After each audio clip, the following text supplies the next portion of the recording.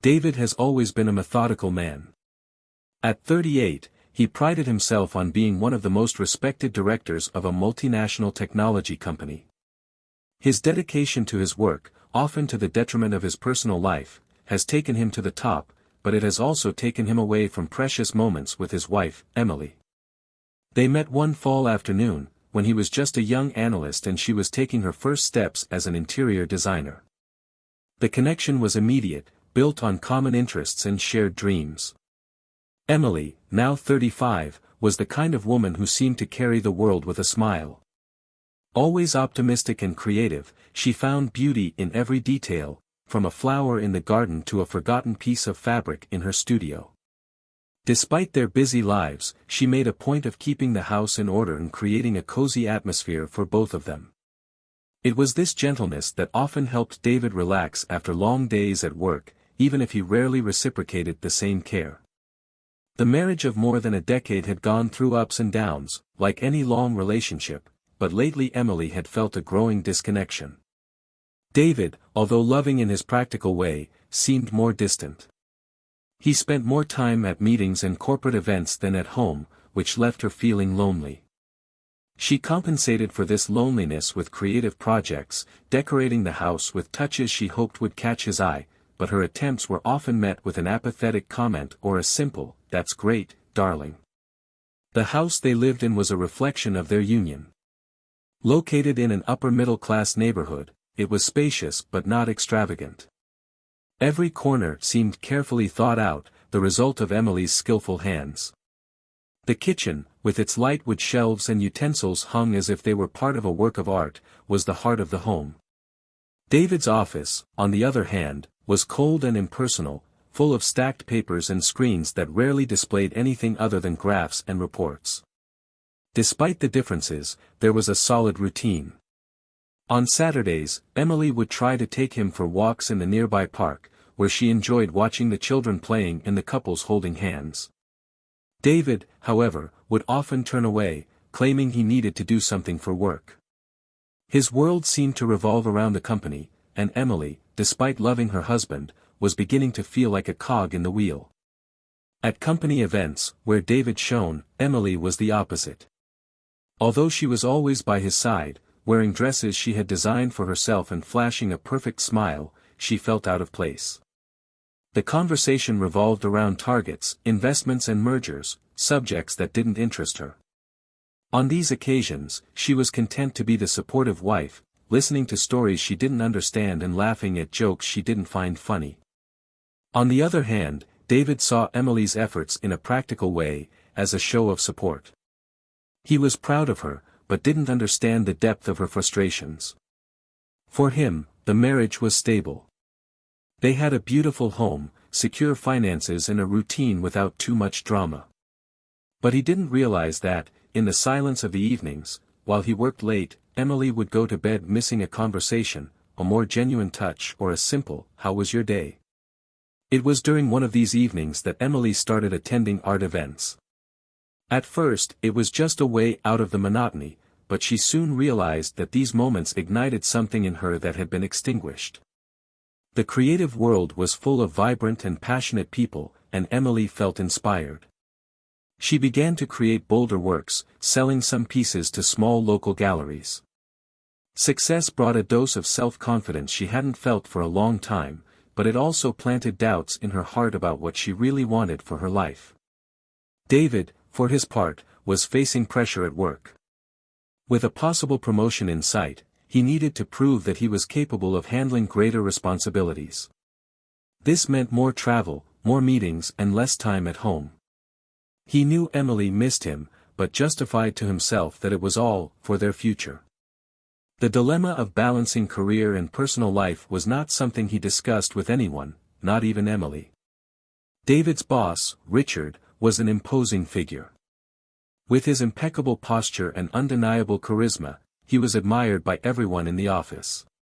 Despite being married, he had a reputation as a man who liked to flirt, a fact that David ignored because he believed in his boss's professional integrity.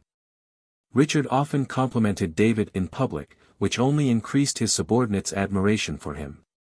Emily had crossed paths with Richard at a few events, but he was just another face in a sea of David's colleagues. Even so, the way he talked, always with an engaging tone, didn't go unnoticed. To Emily, he was just a charismatic man, nothing more. However, his presence would begin to take an unexpected toll on their lives. So, while Emily found new ways to fill her time and David sank deeper into work, the foundations of their marriage remained apparently intact. Neither of them realized that they were building walls between them, brick by brick, instead of bridges. And, like a house full of invisible cracks, their relationship seemed solid on the outside, but was about to be tested like never before.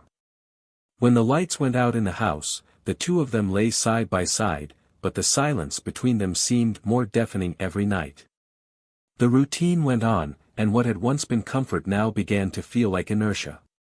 Emily dreamed of something more, even if she didn't know exactly what, while David, lost in charts and targets, had no idea that the firm ground beneath his feet was beginning to crumble. The sun was beginning to set, tinging the sky with shades of gold and pink as David entered the house. He dropped his briefcase in the corner of the room and took a deep breath, trying to shake off the tension that had built up during the day. The room was silent, except for the muffled sound of music coming from upstairs. The house seemed different. Perhaps it was the absence of the usual aroma of something baking in the oven or the fact that Emily wasn't at the door to greet him with her usual smile. He frowned, but dismissed the feeling with a quick thought: Emily must be busy with one of her creative projects. Climbing the stairs, he found the bedroom door ajar. Inside, Emily was fiddling with a dress on a mannequin.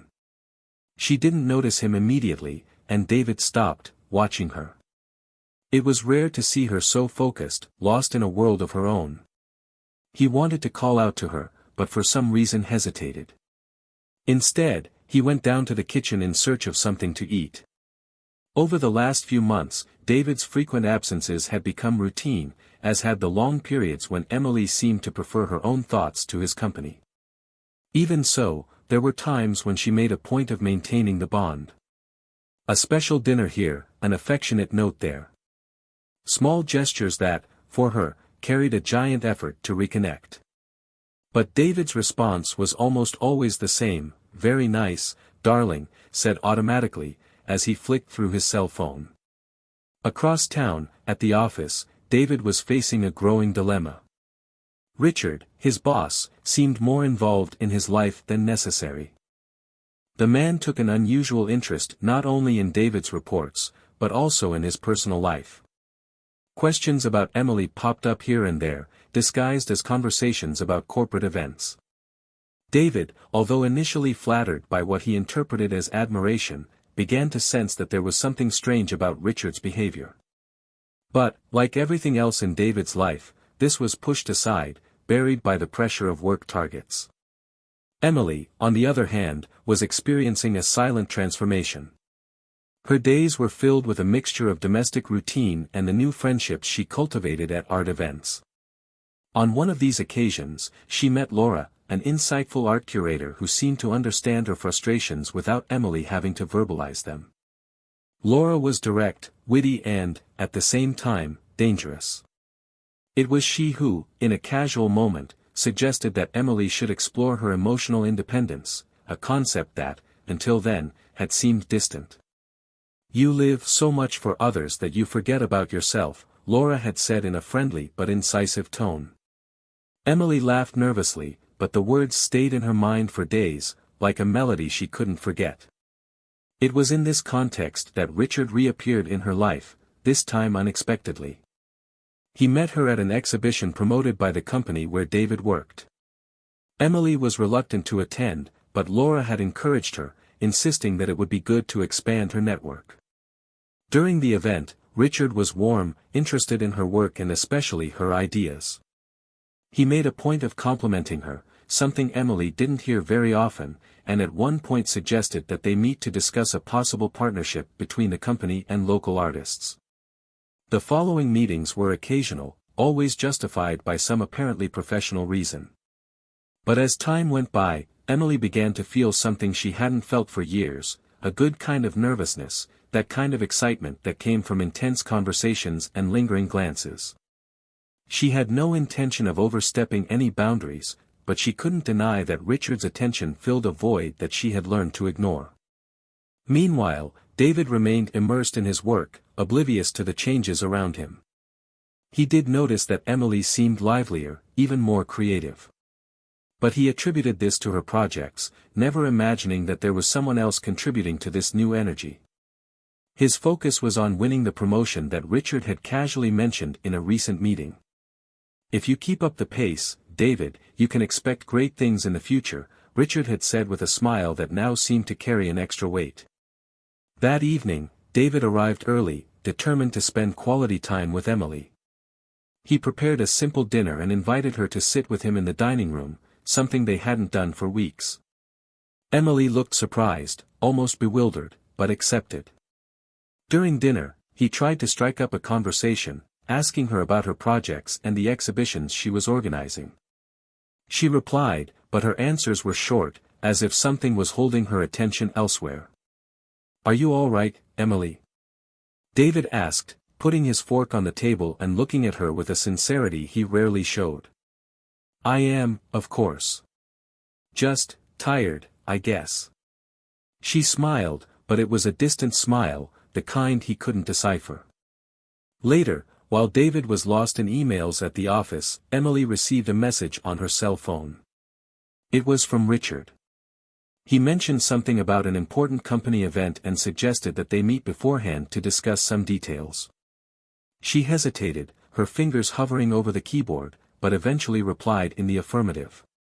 The meeting was arranged for the following day, in a discreet restaurant. Emily arrived early, her heart racing, still fighting the idea that she was doing something wrong. Richard arrived soon after, punctual as always, and greeted her with a smile that seemed to know too much.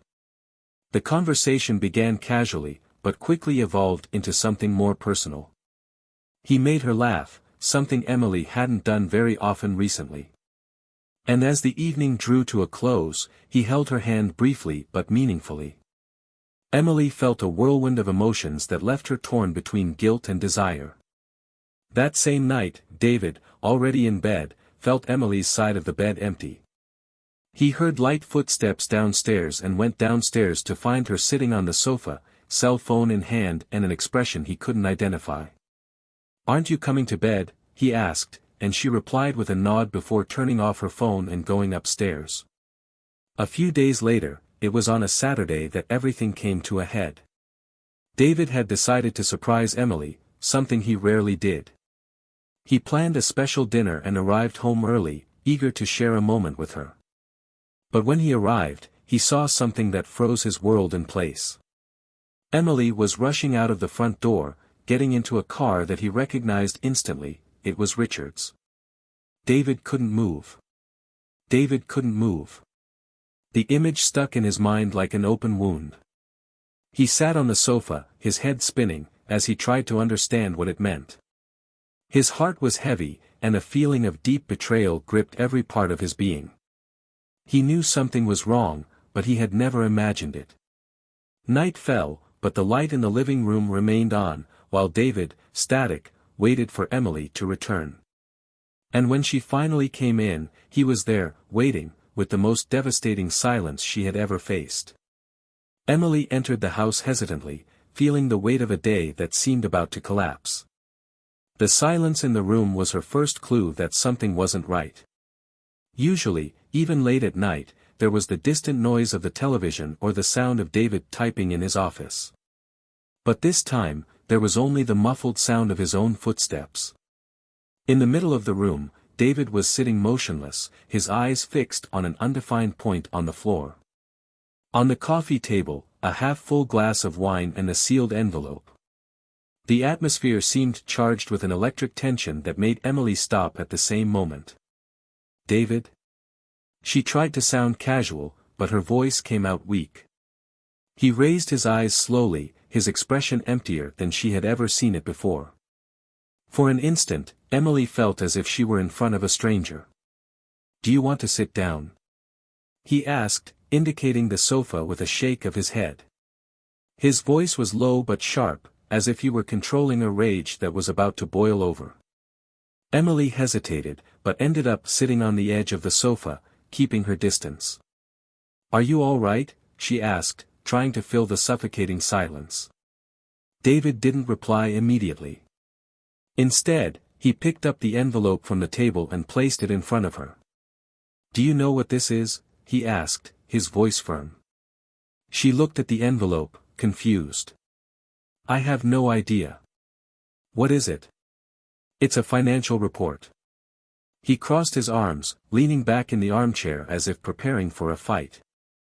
"I hired someone to investigate the company's accounts after noticing some inconsistencies." Emily's heart began to beat faster. She didn't understand what he was getting at, but there was something in the way he spoke that made her feel guilty, even if she didn't know why. "And what does that have to do with me?" "Richard." The name sounded like an accusation. David leaned forward, his eyes fixed on hers. "He used company resources for dates. Expensive restaurants, trips. Things that, apparently, you shared with him." Emily went pale. The truth she had been trying to deny to herself was now there, stark naked. But the mention of the company's resources brought a new level of complexity that she hadn't expected. "David, this isn't what you think." "Not what I think."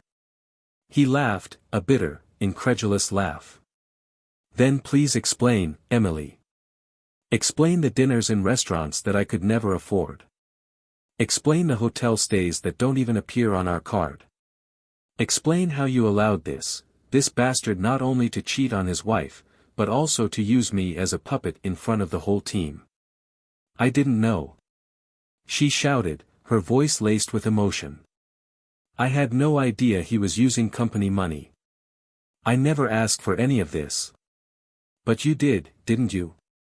David stood up, his eyes burning with frustration. "You accepted the lies, you accepted the excuses, you accepted everything he offered while he left me here, believing that we were fine. That we still had something." Emily tried to speak, but the words stuck. Shame and guilt consumed her, and she knew that no matter how much she tried to justify it, nothing would erase the fact that she had allowed it to happen.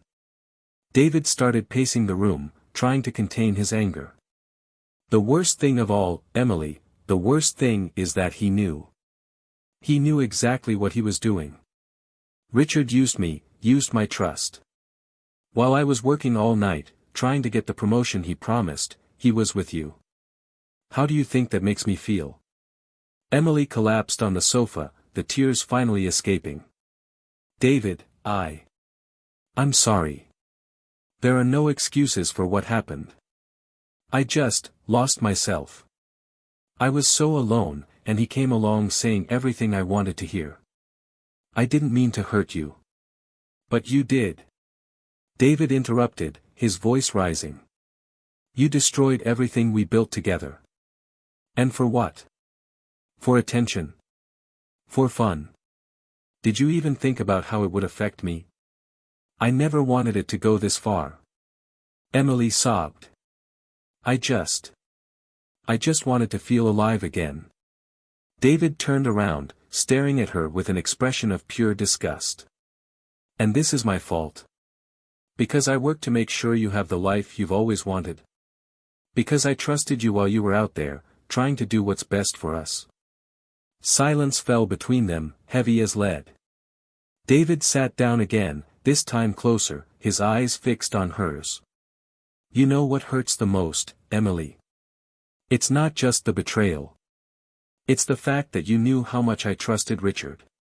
You knew how much I depended on him for my future in the company, for our future. And yet, you chose him." Emily tried to find the right words, but everything felt empty. "I'm sorry, David. I really am. If I could go back, I'd change everything. But you can't." David sighed, exhausted. "And now, all that's left are the shards of what was once a marriage." He stood up and started towards the office, but stopped at the door. "Oh, and just so you know," he said without turning around, "Richard not only used company resources. He also signed a fake contract in my name, putting my reputation at risk. I'm taking this to the board tomorrow. And I'm going to make sure he pays for everything." Emily was speechless as she watched David disappear down the corridor. She knew that this was the beginning of the end. Not just for Richard, but for what was left between her and David. As much as she wanted to believe that there was still hope, the cracks were now exposed. And the chasm that separated them seemed impossible to cross. The sound of the clock echoed in the living room, filling the silence left by David's abrupt departure. Emily remained sitting on the sofa, motionless, as if any movement could crumble what little remained around her. The weight of what had happened over the last few hours was beginning to wash over her like an overwhelming wave. Every word David had said seemed to be embedded in her mind, repeating itself incessantly, without rest. Upstairs, the sound of drawers being opened and closed indicated that David was preparing for something, perhaps the confrontation the next day. Emily knew that he wasn't the type to leave issues unresolved. He faced them head-on, with a ruthless determination that, until then, she had admired. But now, that same determination seemed like an insurmountable barrier between them. She stood up and walked slowly to the kitchen. She got a glass of water, but couldn't drink it. Her hands were shaking. It was as if the world around her had suddenly become fragile, every object threatening to shatter at the slightest touch. She felt a lump in her throat and a tightness in her chest, but she couldn't cry anymore. The tears seemed to have dried up, leaving only emptiness. Meanwhile, in the office, David was in a different state. His anger had turned into cold, calculated determination. He analyzed the documents the private detective had gathered, mentally putting together the strategy he would present to the company's board. But as he did so, flashes of memory came back to him, Emily's smile in the early years of their marriage, the sound of her laughter when he did something silly, the feeling of comfort of having her by his side in difficult times. Now these memories seemed distant, almost unreal, as if they belonged to another life. Suddenly, he stopped, resting his hands on the table and lowering his head. The emotional pain was intense, almost physical. He had faced many challenges throughout his life, but nothing had prepared him for this. Emily's betrayal was not just a blow to his ego, but a deep rupture in his worldview, in the trust that he believed was the foundation of any relationship. Emily couldn't sit still any longer. She knew she needed to talk to him, to at least try to understand what was coming next. She climbed the stairs slowly, each step seeming more difficult than the last. She stopped at the office door, hesitating before knocking lightly. "David," her voice came out low, almost a whisper. He didn't answer immediately, but eventually raised his eyes to meet hers. His expression was a mixture of weariness and resignation. "What do you want, Emily?" he asked without emotion. "I need to know, what happens now? With us." David let out a dry laugh, shaking his head. "With us? I don't think there is an us anymore, Emily. What did you expect? That I'd just forget everything and pretend nothing happened? No." She took a desperate step forward. "I know I made a mistake, David. I know I broke your trust, but, please, tell me what I can do to make it right. Fix it." He stood up, approaching her with an intensity that made her flinch. "Do you think you can fix it? Do you think a few words or gestures can erase the fact that you betrayed me? That you chose another man, my boss, to make matters worse, while I was here, working, trusting you?" Emily opened her mouth to reply, but closed it again, unable to find the right words. All she could feel was a sharp pain, as if David's every word was a knife piercing her heart. David took a deep breath, trying to control his emotions. He knew that continuing to shout wouldn't change anything. "I'm going to the council tomorrow. I'm going to expose everything Richard has done. He'll pay for it, and I'll move on. As for you..." He paused, looking her straight in the eye. "I haven't decided yet." Those last words hit her like a blow. As much as she knew the situation was hopeless, hearing that he still didn't know what to do about her left her flat. "David, please," she tried once more, but he held up his hand, asking for silence. "Not now, Emily. I don't have the energy. Just, let me finish what I need to do." And with that, he went back to his desk, ending the conversation. Emily left the office, feeling more lost than ever. She knew that their marriage was hanging by a thread and that, deep down, perhaps there was nothing more she could do to save it. But even so, she couldn't give up. Not yet. The next morning, David left early, without saying a word. Emily watched through the window as he got into his car, his expression serious and focused. She knew that this day would be crucial, not only for his career, but also for the future of both of them. Hours later, while David was at the board meeting, Emily decided to confront something she had been avoiding, facing her own choices. She picked up her cell phone and hesitantly sent Richard a message, saying that she needed to see him. She knew it was risky, but she felt she needed answers, something to explain how everything had come to this. Richard replied quickly, arranging to meet her in a discreet cafe. When she arrived, he was already there, sitting in a corner with a smile that seemed out of place given the context. Emily sat down opposite him, not knowing exactly where to start.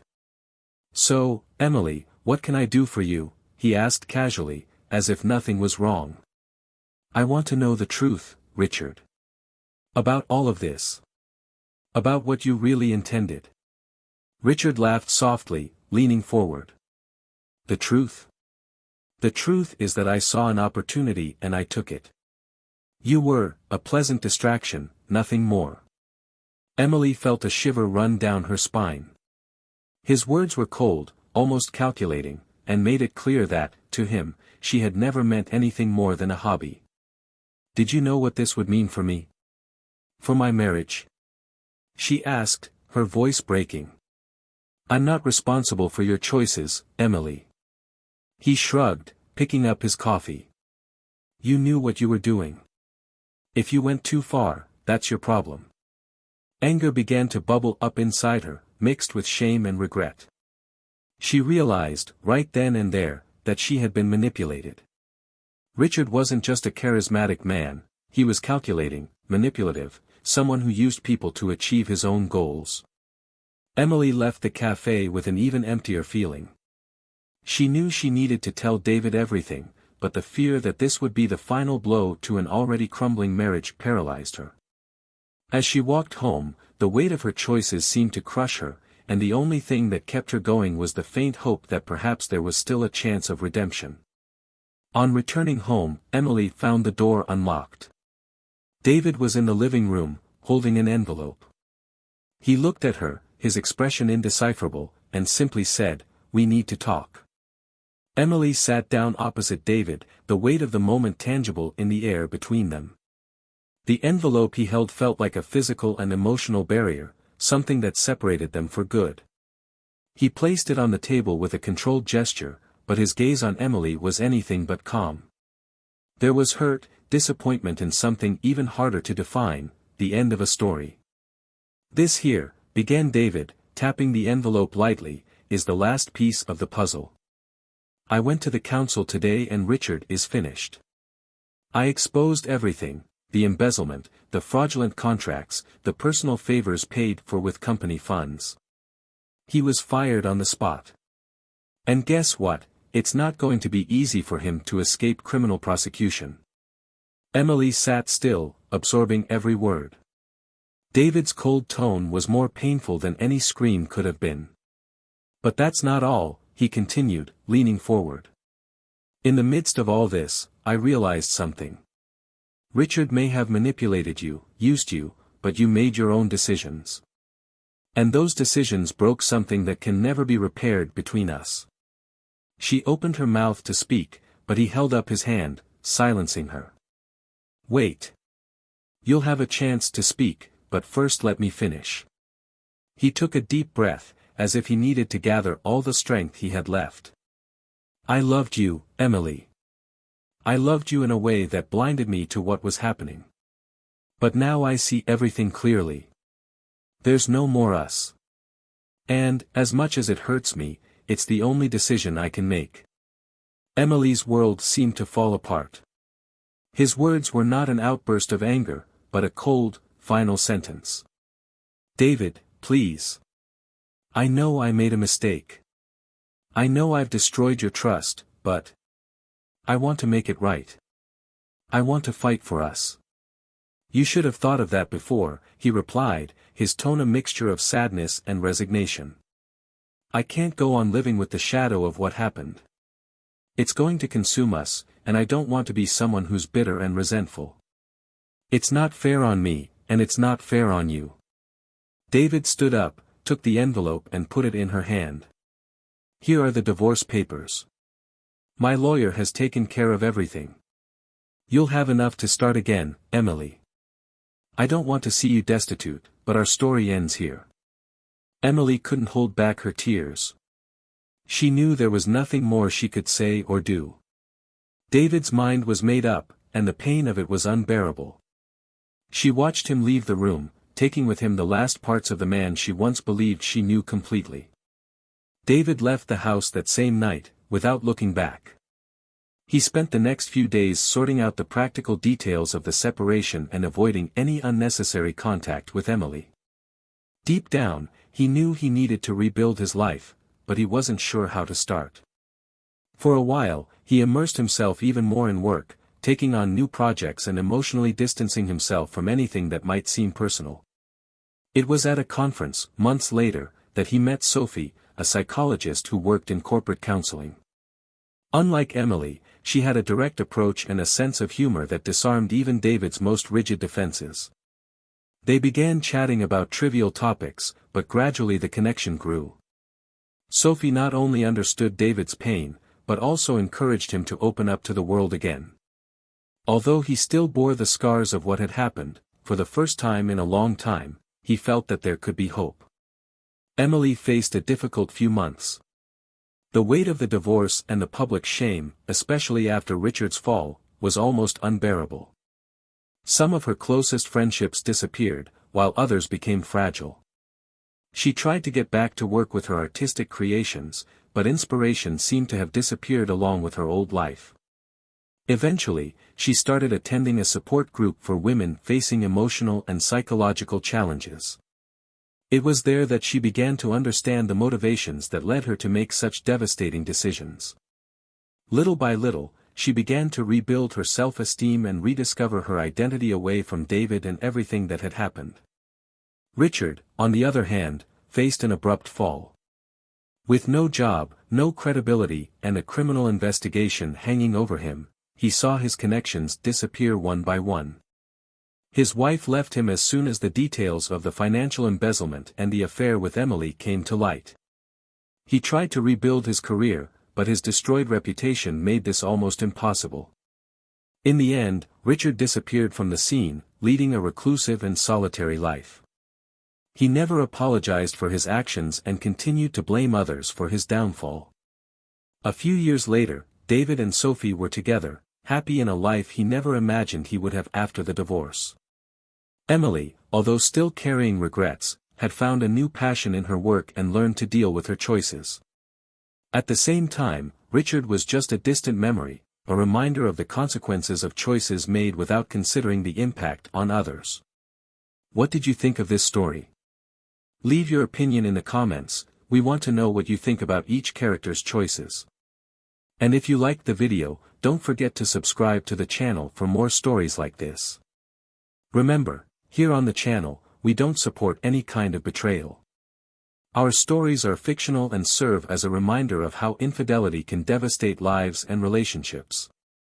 See you next time.